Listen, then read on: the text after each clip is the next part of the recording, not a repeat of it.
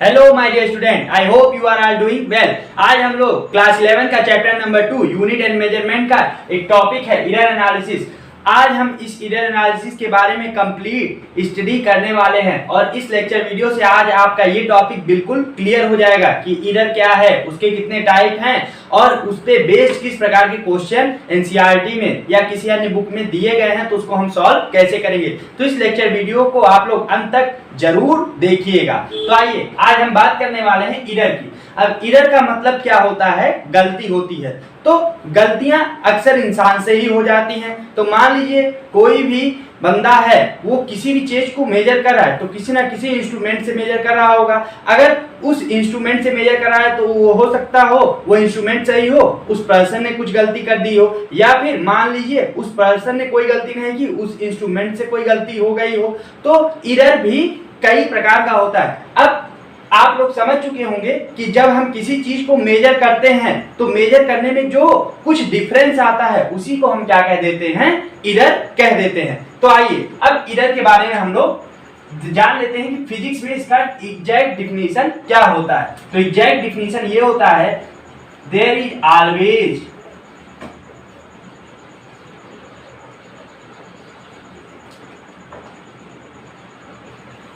some difference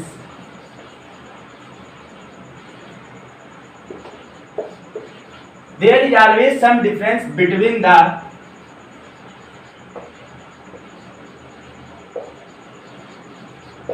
measured value and there is always some difference between the measured value and true value, और इसी को हम क्या कहते हैं? एक्चुअल वैल्यू भी कहते हैं। of a physical quantity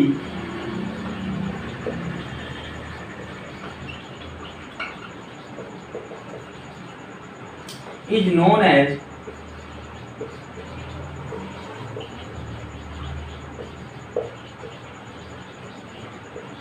error analysis. इसी को हम क्या कहते हैं? एरर कहते हैं। एनालिसिस तो अभी हम बाद में करेंगे, लेकिन एरर आप लोगों को पता चल गया। There is always some difference, कुछ ना कुछ डिफरेंस होता है मेजर्ड वैल्यू और ट्रू वैल्यू के मेजर करने में और ट्रू वैल्यू के एक्चुअल वैल्यू में किसी भी फिजिकल क्वांटिटी के, उसी को हम क्या कहते हैं? एरर कहते हैं। अब एरर के कितने टाइप्स होते हैं, आइए अब हम वो समझते हैं कि कितने टाइप्स ऑफ एरर हो सकते हैं। तो यहाँ पर हम सबसे पहले एरर की बात करने वाले हैं। जो सबसे पहला है वो है एब्सोल्यूट एरर। तो आइए अच्छा यहीं पर हम समझ लेते हैं। तो एब्सोल्यूट एरर क्या होता है? सबसे पहले एब्सोल्यूट एरर के बारे में जानते हैं।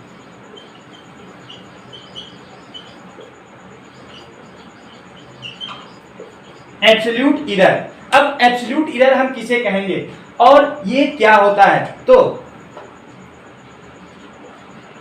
The magnitude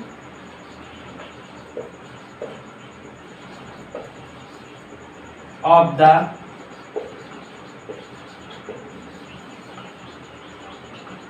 difference between the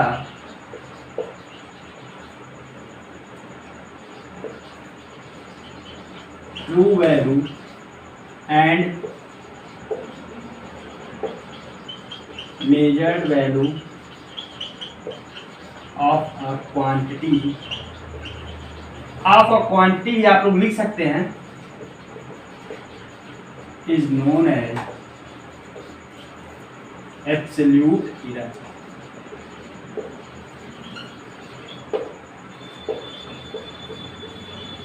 तो इसको समझने से पहले ये क्या होता है, ये हमने सबसे पहले बुकिश डिफिनीशन लिख दी। क्या बताया हमने? The magnitude of the difference between the true value. अब ये आप लोग के मन में ये चल रहा होगा कि ट्रू वैल्यू हम निकालेंगे कैसे, या कैसे हम किसी चीज को ट्रू वैल्यू मान सकते हैं। तो कुछ इंस्ट्रूमेंट पे लिखा रहता है कि जैसे आप लोग ऑर्डिनरी स्केल उपयोग करते होंगे तो ऑर्डिनरी स्केल लिखा रहता है कि वो कितने सेंटीमीटर का है, 15 सेंटीमीटर का। स्केल पे जनरली मार्किंग कर दी जाती है, लेकिन और चीजों पे आप लोग कैसे मार्क करेंगे? या मान लीजिए आप लोग को अभी इस चैप्टर में पढ़ाया जाएगा वर्नियर कैलिपर। तो वर्नियर कैलिपर से हम किसी चीज की वैल्यू को नापते हैं, तो उसकी वैल्यू जब कई सारे लोग एक ही फिजिकल क्वांटिटी को कई सारे लोग मिलकर एक ही फिजिकल क्वांटिटी को मेजर करते हैं तो वो क्या कहलाती है, उसका जो एक एवरेज आता है उसी को हम क्या कहते हैं, ट्रू वैल्यू कहते हैं। या मान लीजिए जैसे हम कहते हैं कि ये एक मार्कर है, इस मार्कर की आप लोग लेंथ बताइए, तो इस मार्कर को मान लीजिए पहले किसी बंदे ने मेजर किया तो इसका लेंथ कितना आ गया, इसका लेंथ किसी ने बताया x1, फिर किसी दूसरे ने मेजर किया उसने बता दिया x2, फिर किसी तीसरे ने मेजर किया x3 बता दिया। अब सबने अपने हिसाब से मेजर किया और सबने अपने हिसाब से इसकी एग्जैक्ट मेजरमेंट बताया, लेकिन अब हमें क्या चाहिए, एकदम एग्जैक्ट वैल्यू चाहिए। तो उन सारे मेजरमेंट का हम क्या करेंगे, एवरेज निकालेंगे, और जो एवरेज आएगा वही क्या कहलाएगा, ट्रू वैल्यू कहलाएगा। तो आइए अब हम समझते हैं कि ट्रू वैल्यू हम कैसे निकाल सकते हैं। तो देखिए ट्रू वैल्यू निकालने के लिए क्या करते हैं, लेट अ क्वांटिटी, सबसे पहले हम इसमें क्या निकालने वाले हैं, ट्रू वैल्यू। ट्रू वैल्यू निकाल लेंगे, उसके बाद मेजर्ड वैल्यू दी रहेगी, वहीं से हमारा एब्सोल्यूट इधर आ जाएगा। तो let a quantity can be measured in n times. अब कोई क्वांटिटी है उसको n टाइम्स मेजर किया गया, तो उसका हम क्या करेंगे, तो उसकी हम मीन वैल्यू निकालेंगे। इसी को कहा जाता है मीन वैल्यू ऑब्लिक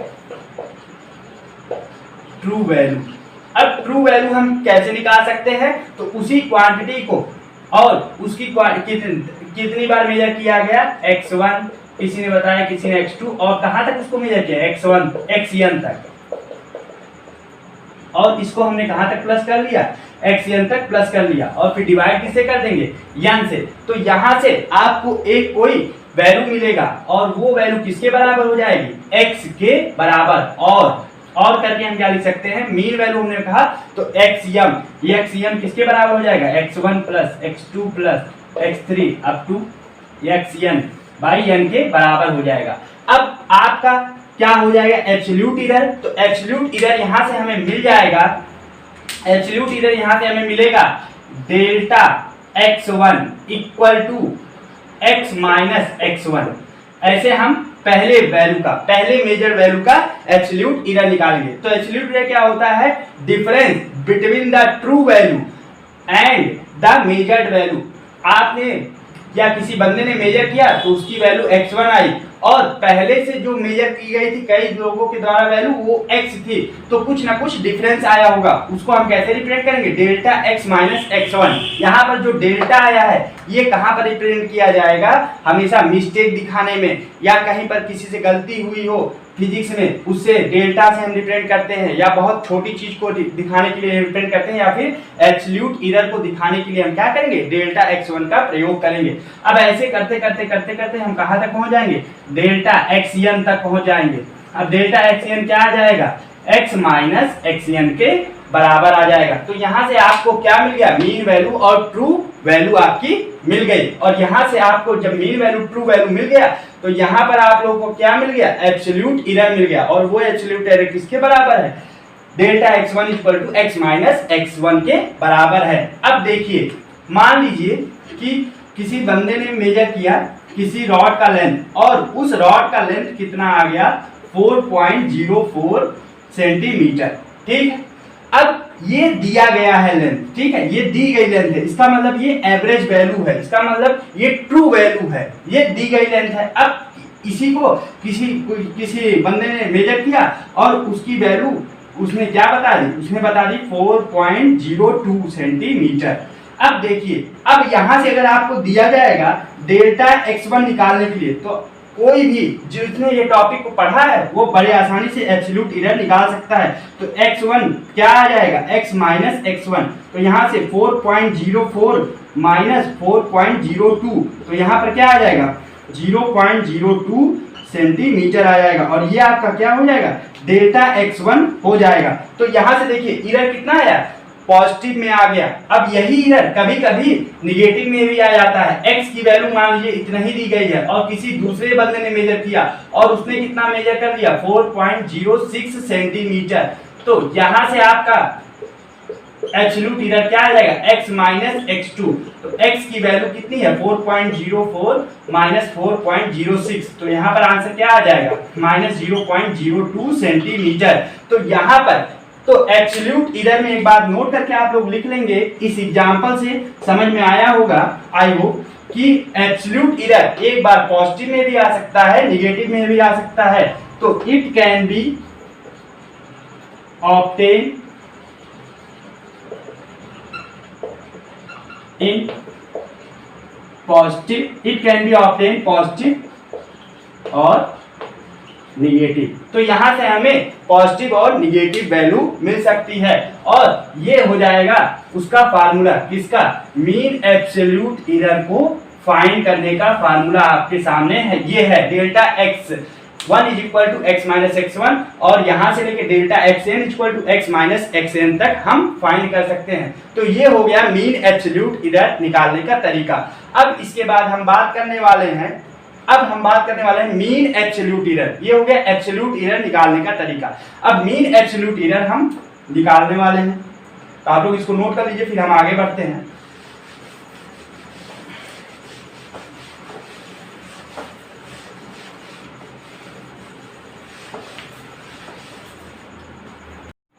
अब आइए, अब हम लोग पढ़ने वाले हैं मीन एब्सोल्यूट इरर की। तो मीन एब्सोल्यूट इरर क्या होता है, ये एब्सोल्यूट इरर का मीन निकाला जाएगा। ये अपने नाम से ही स्पष्ट है, लेकिन यहाँ पर एक ट्रिक है, वो क्या है कि जो भी मीन निकाला जाएगा उसका हम एब्सोल्यूट इरर केवल पॉजिटिव वैल्यू लेंगे। अब एब्सोल्यूट इरर हमने बताया ये पॉजिटिव भी होता है, नेगेटिव भी होता है, तो आप लोग इससे कंफ्यूज मत होइएगा। तो इसका जो फार्मूला बनेगा उसमें मॉड लगा दिया जाता है, तो उस मॉड का जब एब्सोल्यूट इरर मॉड लगा देंगे एब्सोल्यूट इरर में, तो उसकी वैल्यू हमेशा हमें क्या मिलेगी, पॉजिटिव मिलेगी। तो आइए इसका बुकिश डिफिनीशन देख लेते हैं, बाकी आप लोगों को समझ में आ गया है कि एब्सोल्यूट इरर का मीन निकाला जाएगा। तो यहां से बुकिश डिफिनीशन क्या कहता है, द अरिथमेटिक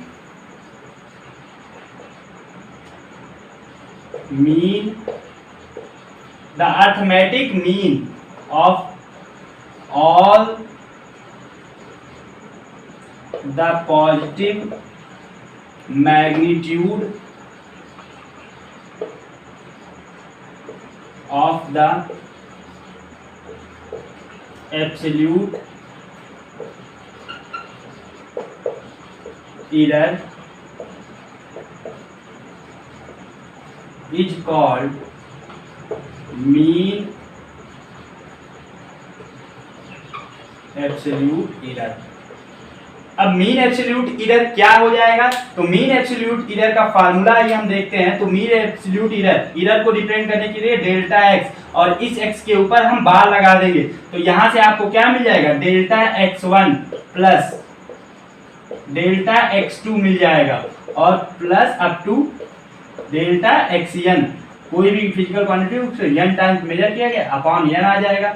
अब यहां से देखिए, तो जब आप लोग को यहां से मिल गया, तो यहां से आपने क्या देखा कि जब हम मीन एब्सोल्यूट इरर निकाल रहे थे, तो यहाँ पर हमने एब्सोल्यूट इरर निकाला और उसका मॉड लगा दिया, तो यहाँ से हमें एक पॉजिटिव वैल्यू मिलेगी और उसको n से डिवाइड कर देंगे, तो यहाँ से आपको क्या मिल जाएगा, मीन एब्सोल्यूट इरर मिल जाएगा। तो मीन एब्सोल्यूट इरर की वैल्यू क्या हो जाएगी, मान लीजिए एनी क्वांटिटी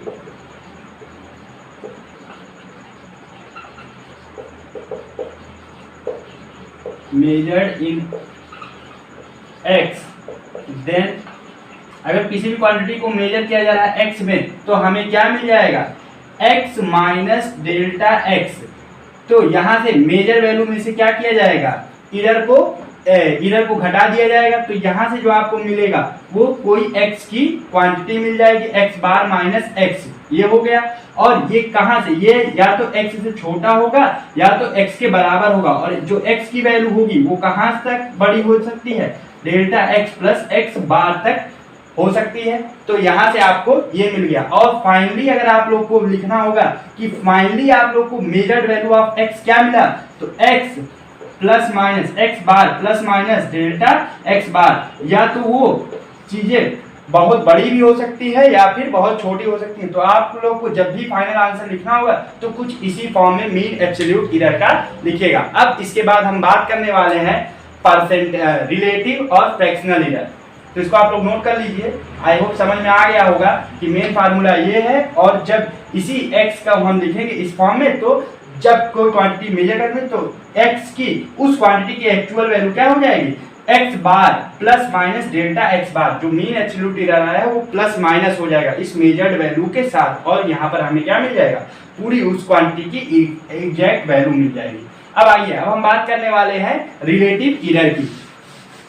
रिलेटिव एरर क्या होता है, तो रिलेटिव एरर होता है इट इज द रेशियो, ये एक प्रकार का रेशियो है। क्यों, क्योंकि यहाँ पर रिलेटिव आ गया, और इस रिलेटिव एरर भी कहते हैं, और क्या कहते हैं, फ्रैक्शनल एरर भी कहते हैं।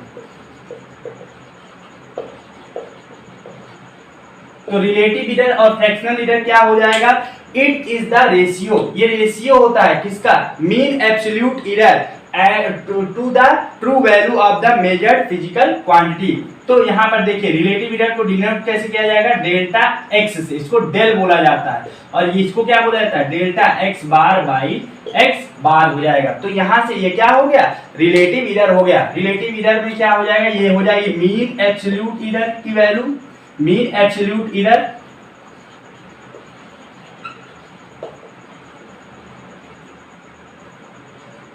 Upon measured value.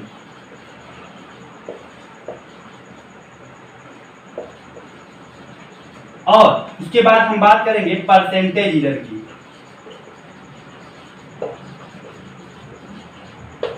Percentage error क्या होता है, बस इसी रिलेटिव एरर या फिर फ्रैक्शनल एरर को हम क्या करते हैं, परसेंटेज का मल्टीप्लाई कर देते हैं। तो यहाँ से आपको क्या मिल जाएगा, परसेंटेज एरर मिलेगा delta x bar by x bar into 100 का मल्टीप्लाई कर देंगे, तो यहाँ से आपको क्या मिल जाएगा, परसेंटेज एरर मिल जाएगा। तो अब ये हो गया पूरा कंप्लीट। अब आइए, अब हम इस पे कुछ क्वेश्चन कर लेते हैं ताकि आपका एकदम क्लियर हो जाए। आइए अब हम जल्दी से इस क्वेश्चन को पढ़ लेते हैं ताकि आपके सारे पिछले पढ़े हुए टॉपिक्स क्लियर हो जाएं, और जो भी कुछ भी समस्या है तो वो सारी समस्याएं इस क्वेश्चन से खत्म हो जाएंगी। तो आइए सबसे पहले हम बात करते हैं मीन वैल्यू की। अब मीन वैल्यू को ही क्या कहा जाता है, ट्रू वैल्यू भी कहा जाता है। आप लोगों को जैसे मैंने बताया पहले, तो x और ट्रू वैल्यू को रिप्रेजेंट कैसे किया जाएगा, x से। तो x इज इक्वल टू हम क्या लिख सकते हैं, अब इन सारे नंबरों को ऐड कर सकते हैं। तो दिए गए ऑब्जर्वेशन को अब हम ऐड करें तो 3.2 प्लस 3.3, 3.4, 3.5, 3.6 अपॉन क्या आ जाएगा, 5 आ जाएगा। तो x इज इक्वल टू, जब आप इसको ऐड करेंगे 11, 15 और 3 18 और 2 20, और फिर 2 कैरी हो गया 5 और 3 8 11, फिर 14 और प्लस 3 17, तो 17/5 आ गया। और फिर जब इससे डिवाइड किया जाएगा तो आपको क्या आ जाएगा, 3.4, और ये आपकी हो गई क्या, मीन वैल्यू या फिर ट्रू वैल्यू हो गई। अब आइए हम दूसरे टर्म की बात करते हैं, और दूसरा हमें क्या निकालना है, एब्सोल्यूट एरर। अब एब्सोल्यूट एरर कैसे निकालेंगे, अब एब्सोल्यूट एरर हम निकालते हैं। तो एब्सोल्यूट एरर निकालने का तरीका आप लोग जान रहे हैं, क्या होता है, delta x1 equal to x minus x1। अब x यहाँ पर क्या आ गया है, 3.4 आ गया है, माइनस x1 की वैल्यू क्या दी हुई है, 3.2 दी हुई है। जब आप इसको माइनस करेंगे तो आपको आंसर क्या मिलेगा, पॉजिटिव में +2 के रूप में, x3 x2। अब x2 का आंसर क्या आ जाएगा, x माइनस x2। अब x कितना है, x तो वही सेम रहेगा, और x2 कितना है, तो ये भी क्या आ जाएगा, पॉजिटिव में आंसर आ जाएगा। फिर x3 माइनस, तो आंसर क्या आ जाएगा, 0। फिर x4, और यहां पर क्या आ जाएगा, 3.4 माइनस 3.5, तो यहां पर आंसर क्या आ जाएगा, -1। अब x5 हम निकाल लेते हैं। x5 का देखिए क्या आ जाएगा, डेल्टा x5, यहां से आ गया आपका एब्सोल्यूट एरर। आप लोग को आई होप समझ में आ रहा होगा कि हमने उसी फार्मूले का उपयोग करके सबसे पहले x निकाला, मीन वैल्यू या फिर ट्रू वैल्यू, और उसी में से x1 x2 x3 सबको माइनस कर दे रहे हैं, और यहां से हमारा क्या आ जाएगा, आपका आ जाएगा मीन एब्सोल्यूट एरर। तो 3.4 माइनस 3.6, तो आंसर क्या आ जाएगा माइनस 0.2। तो ये हो गया आपका एब्सोल्यूट एरर। अब ये आपकी आ गई मीन वैल्यू, यहां से आ गया आपका एब्सोल्यूट एरर। अब हम बात करेंगे मीन एब्सोल्यूट एरर की। तो मीन एब्सोल्यूट एरर की आइए जल्दी से बात कर लेते हैं। सबसे पहले आप लोग इसको नोट कर लीजिए, फिर हम आगे बढ़ेंगे। चलिए अब हम आगे बढ़ते हैं और यहां से बात करते हैं मीन एब्सोल्यूट एरर की। तो मीन एब्सोल्यूट एरर क्या हो जाएगा,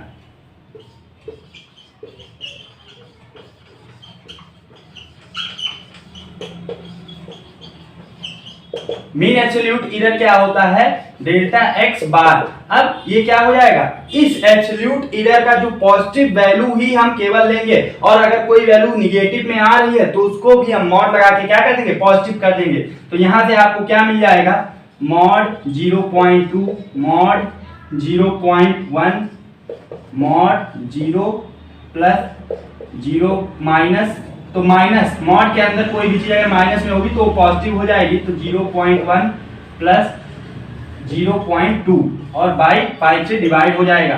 तो आपका डेल्टा एक्स बार देखिए कितने के बराबर आ जाएगा, 0.1 प्लस 0.2, 0.3 प्लस 0.6। तो आंसर क्या आ जाएगा 0.6 बाई 5। तो यहां से आंसर क्या आ जाएगा 6 बाई 50।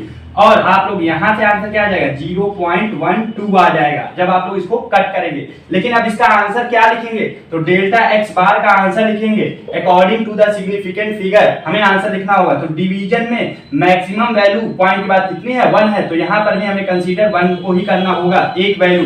तो यहां पर क्या आ जाएगा, delta X bar equal to 0.1 आ गया। अब हम बात करने वाले हैं फ्रैक्शनल एरर और परसेंटेज एरर की। तो आप लोग यहां तक समझ में आ गया होगा कि मीन एब्सोल्यूट एरर और मीन वैल्यू कैसे निकाली जाती है और उनके वैल्यू को हम कैसे कंसीडर करते हैं और उनके आंसर तक कैसे पहुंचते हैं। अब आगे बात करते हैं फ्रैक्शनल एरर की।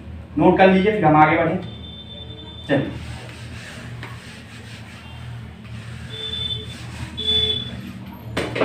अब हम बात करने वाले हैं फ्रैक्शनल एरर की।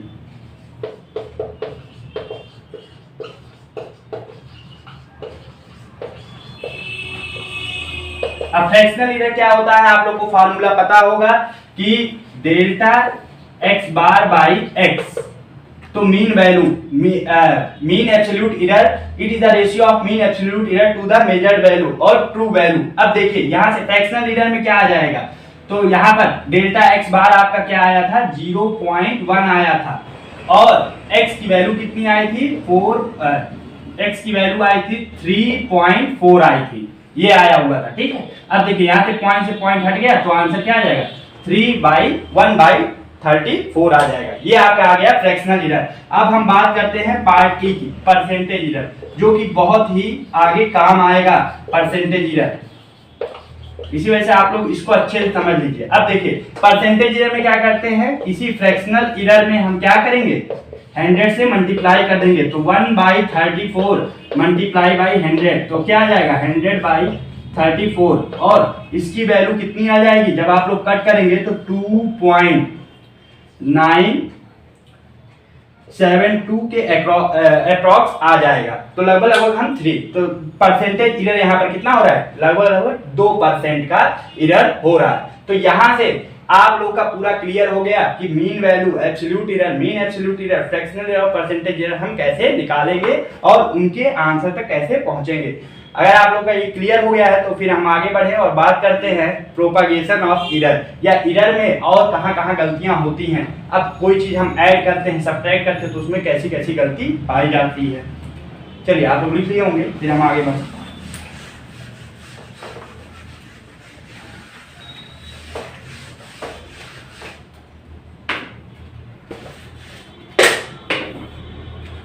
अब हम बात करने वाले हैं propagation of error.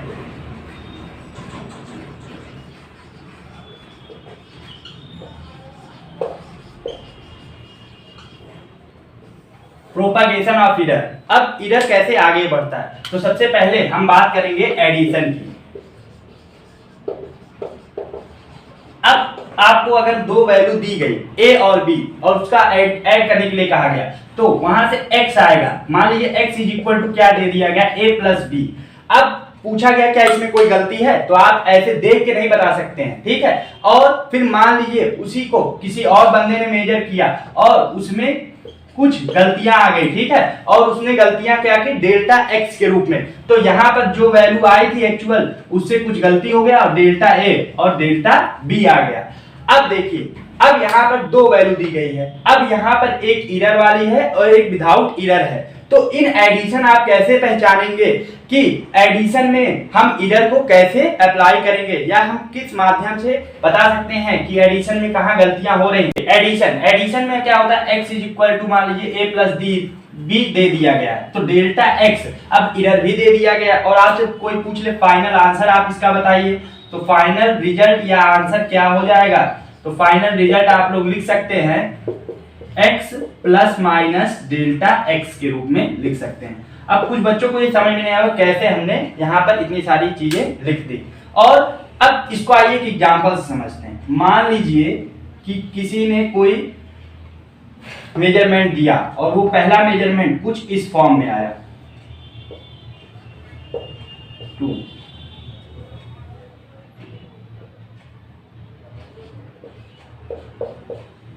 Plus minus 0.1।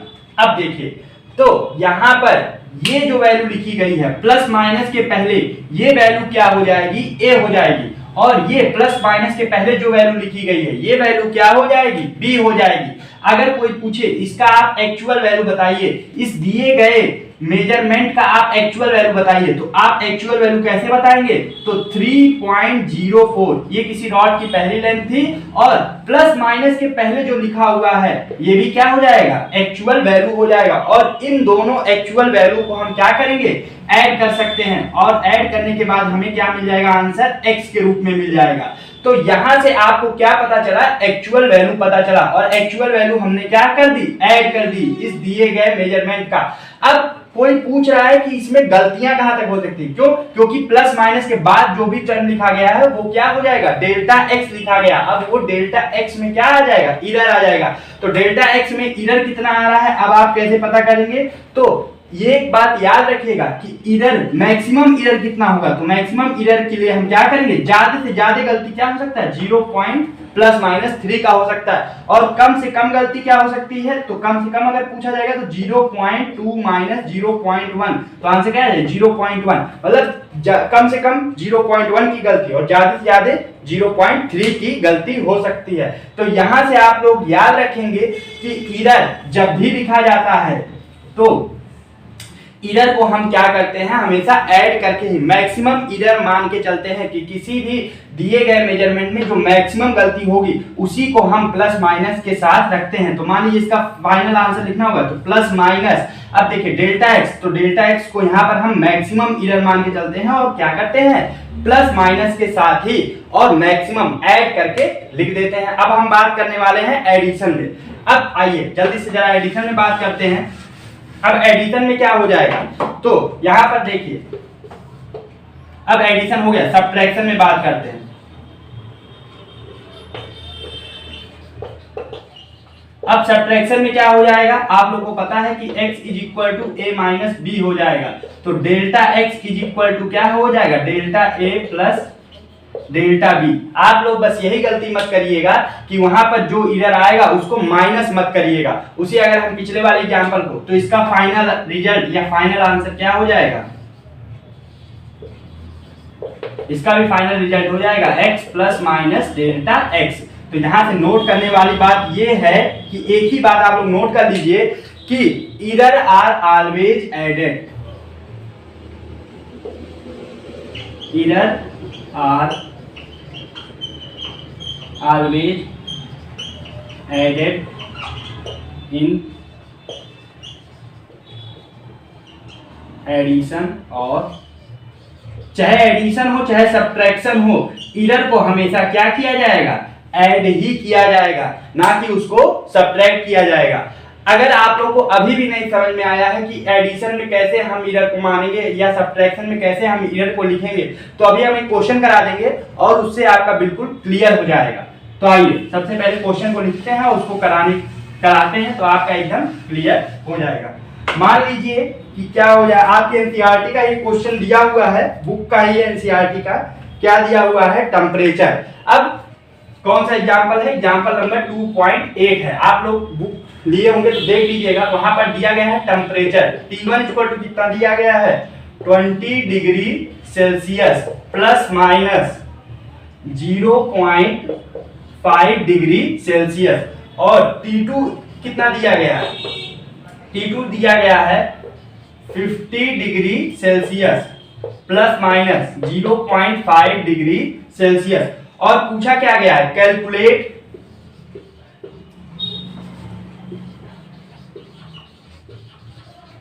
क्या कैलकुलेट करना है, the temperature difference.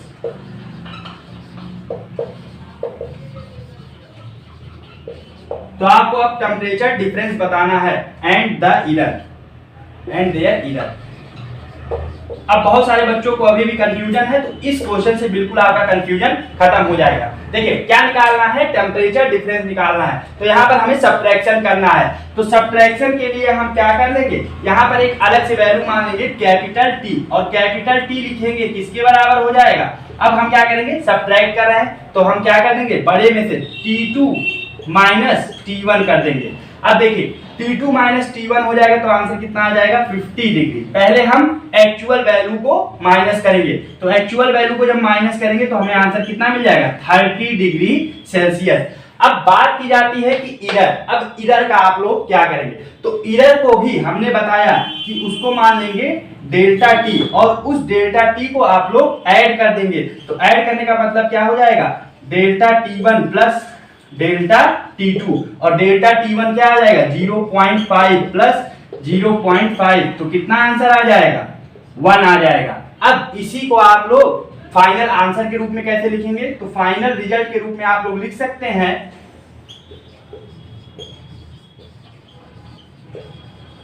Final answer यहां से आप लोग लिख सकते हैं T 30 degree Celsius plus minus 1 आ जाएगा।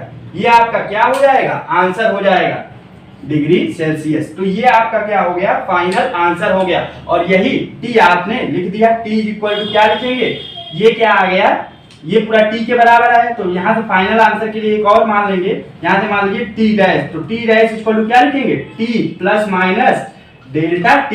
अब प्लस T क्या हो जाएगा, 30 degree Celsius plus minus 1 degree Celsius. तो ये आपका क्या आ गया, फाइनल आंसर आ गया।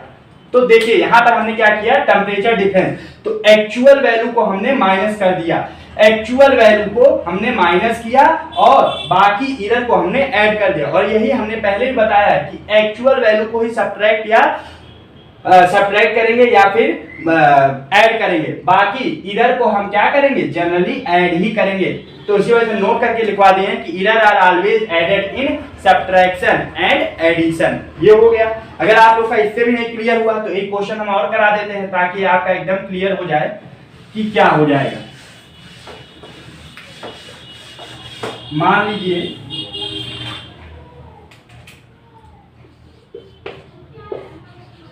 ये कोई रेजिस्टेंस है, इस रेजिस्टेंस को R1 कहेंगे, इसको कहेंगे R2।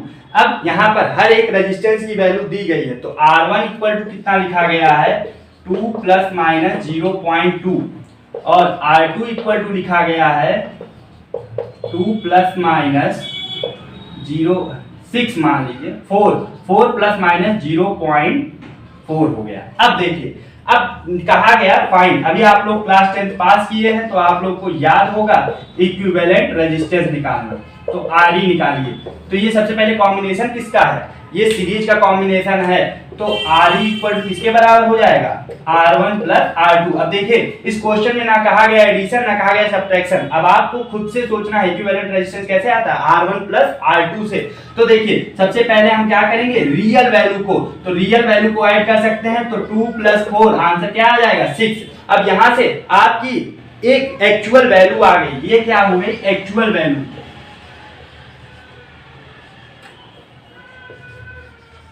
अब उसके बाद आप निकालेंगे डेल्टा आर। अब डेल्टा आर कैसे निकालेंगे, तो हमने क्या बताया, डेल्टा आर को मैक्सिमम मान के चलते हैं, तो इसको हम प्लस कर देंगे। जब दोनों को प्लस करेंगे तो आपका डेल्टा आर कितना आ जाएगा, 0.6 आ जाएगा। और जब यहां से आप फाइनल आंसर लिखेंगे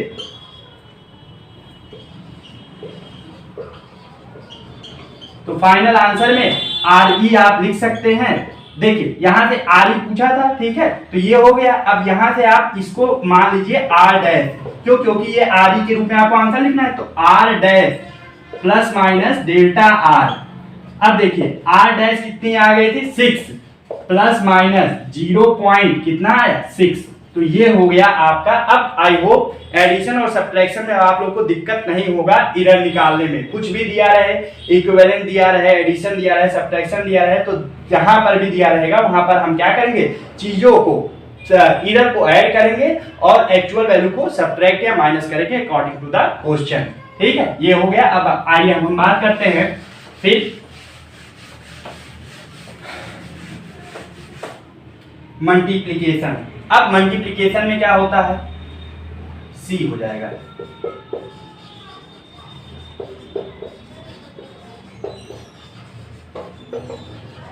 मल्टीप्लिकेशन। अब इन मल्टीप्लिकेशन एरर कैसे आता है, तो मल्टीप्लिकेशन में एरर कैसे आता है, तो मान लीजिए x इज इक्वल टू किसके बराबर दिया हुआ है, ए बी के बराबर दिया हुआ है, और दे दिया गया कि डेल्टा x आप फाइंड करिए। अब डेल्टा x कैसे आप फाइंड करेंगे, तो इसके लिए हम मैथ का एक टॉपिक की मदद लेंगे और उस मैथ के टॉपिक की मदद से हम क्या करेंगे, मल्टीप्लिकेशन में एरर बता सकते हैं। तो देखिए क्या करेंगे, इस इक्वेशन 1 को here are going to differentiate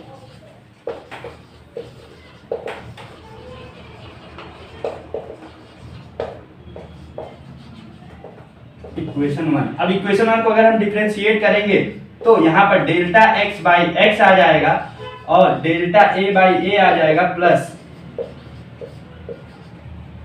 delta b by b आ जाएगा। अब आपको चाहिए क्या था, डेल्टा x चाहिए था, तो डेल्टा x आपको यहाँ से मिल जाएगा, delta a by A plus delta b by b और मल्टीप्लाई x के रूप में। तो यहाँ से आपका क्या आ जाएगा, मल्टीप्लिकेशन में एरर आ जाएगा। तो मल्टीप्लिकेशन का एरर आप कैसे निकालेंगे, दी गई वैल्यू को या दी गई क्वांटिटी को आप क्या करेंगे, डिफरेंशिएट कर लेंगे। डिफरेंशिएट कर लेंगे तो वहां से आपका गलती पता चल जाएगा। अब हम बात करने वाले हैं एरर की इन डिवीजन में, और उसके बाद इस पे कुछ क्वेश्चन भी करा देंगे।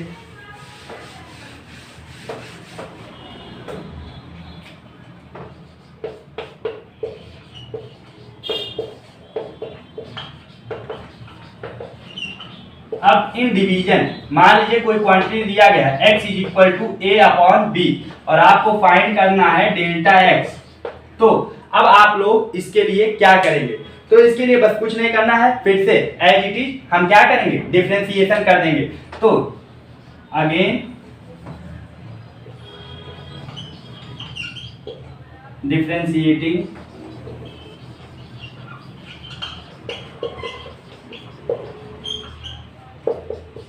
इक्वेशन 1। अब इक्वेशन 1 को अगर अगेन हम डिफरेंशिएट करेंगे तो डेल्टा x बाई एक्स मिल जाएगा, डेल्टा a बाई ए मिल जाएगा प्लस, और ये जब ऊपर आएगा डिफरेंशिएशन में तो डेल्टा b बाई b मिल जाएगा। तो यहाँ से आपका डेल्टा x किसके बराबर आ जाएगा, delta a upon A plus delta b upon b और मल्टीप्लाई x के रूप में। अब आप लोग सोच रहे होंगे कि दोनों ही फार्मूला सेम आ गया, इसका भी, डिवीजन का भी और मल्टीप्लिकेशन का भी। तो अभी जब आप इस पे क्वेश्चन करेंगे तो आपका एकदम क्लियर हो जाएगा कि प्रोपागेशन ऑफ एरर कैसे हम मल्टीप्लिकेशन, डिवीजन और एडिशन, सब्ट्रैक्शन में आप लोग को समझ में आ गया। अब आइए हम कुछ क्वेश्चन करते हैं।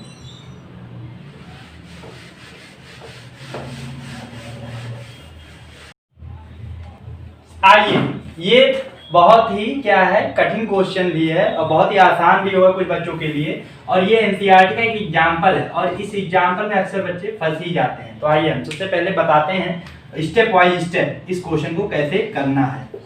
तो देखिए सॉल्यूशन क्या दिया गया, दो रजिस्टर है, दोनों रजिस्टर का R1 और R2 दे दिया गया है विथ एरर। तो सबसे पहले क्या कहा गया, सीरीज कंबाइन किया गया, उनका R इक्विवेलेंट निकाला गया। तो आइए सबसे पहले ए पार्ट को हम सॉल्व करते हैं। तो ए पार्ट में क्या दिया गया है, आर इक्विवेलेंट। तो आर इक्विवेलेंट आप निकाल सकते हैं R1 प्लस R2 करके। अब हमने बता रखा है कि एडिशन में इधर ऐड ही किया जाएगा या सब्ट्रैक्शन में भी इधर ऐड किया जाएगा। तो 100 प्लस माइनस 3 ओम ये दिया गया है और प्लस 200 प्लस माइनस 4 ओम दिया गया है। तो यहाँ पर देखिए सबसे पहले हम क्या करेंगे, R1 प्लस R2 को ऐड कर लेंगे R डैश से। तो कितना आ जाएगा, 100 प्लस 200, तो आंसर कितना आ गया, 300। और डेल्टा आर को जब हम मेजर करेंगे तो कितना आ जाएगा, अब डेल्टा आर कितना है, पहला 3 है, प्लस माइनस के बाद ही इधर लिखा जाता है, और ये 4 है, तो आंसर कितना आ जाएगा, 7 आ जाएगा। तो यहां से अगर हमें आर इक्विवेलेंट लिखना है तो हम क्या लिख सकते हैं, R dash plus minus delta R. तो आर डैश कितना आया, 300 ओम प्लस माइनस 7 और ये क्या आ गया, ओम आ गया। तो ये हो गया आपका पहले क्वेश्चन का आंसर, ये पहले क्वेश्चन का सलूशन हो गया। तो ये हो गया आपका फाइनल आंसर जो आपको मिल गया। अब निकालना है हमें ये बी, और बी ही बहुत बच्चों को कंफ्यूजन हुआ कि कैसे किया जाएगा इसको। तो आइए धीरे धीरे इसको करते हैं और सलूशन तक आगे बढ़ते हैं और बात करते हैं बी की।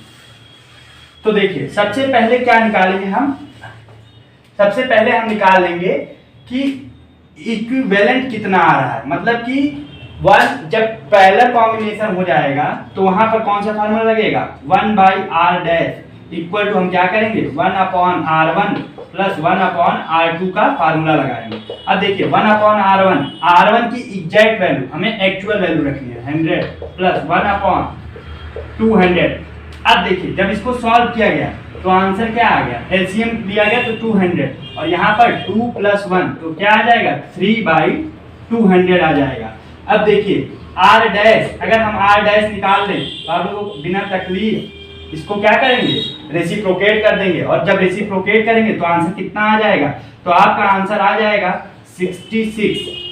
फिर 6 जाए 18, बचा कितना 2, 3 6 जाए 18, फिर पॉइंट लगाएंगे, फिर 3 6 जाए 18, 3 6 जाए 18 आएगा, तो इसको हम क्या लिख देंगे, 66.7 ओम लिख देंगे। अब यहाँ पे आपका आ गया आर डैश। अब हमें निकालना है इस आर डैश का इधर, तब जब आपके बुक में ये कंडीशन दे दिया गया, इसी कंडीशन के साथ हम आर डैश निकाल सकते हैं। तो यहाँ पर हम कंडीशन दिए गए कंडीशन को लिख लेंगे, delta R dash upon R dash का whole square equal to delta, ये आपको खुद से नहीं निकालना था, ये बुक में दिया गया था कि आपको इसी कंडीशन में ही निकालना है, तो इसी वजह से आप लोग इसी कंडीशन में निकालेंगे।